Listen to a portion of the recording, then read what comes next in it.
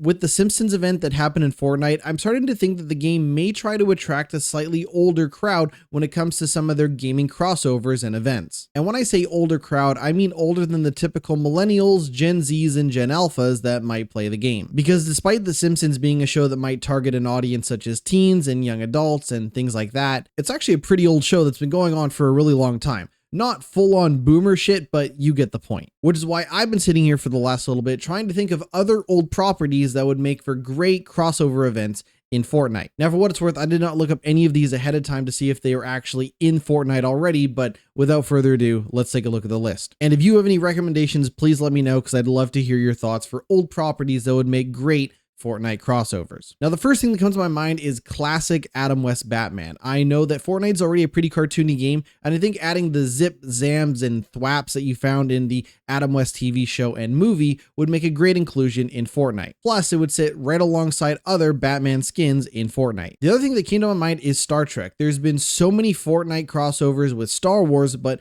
there's never been anything with Star Trek. Even if they just do classic Star Trek, I think that'd be an awesome inclusion into Fortnite. Now, this is also a property that's getting pretty old, but why isn't the Golden Girls in Fortnite? I mean, for God's sakes, put Betty White in Fortnite, damn it. Fortnite also includes a lot of things like music, and there are plenty of classic artists that would make for great Fortnite inclusions. And I think the number one group that should be included in Fortnite is the Beatles. On second thought, they probably shouldn't put John Lennon in a video game that has guns in it. Okay, but what about Elvis? I mean, you could put Elvis's music in the game with its weird rock band mode, and you could do a tons of emotes. Think of the swinging hips that could exist in emotes in Fortnite. I could probably rattle off a bunch of old properties forever, but I would love to know if you think there are any old properties as either a crossover event or some sort of inclusion in the store.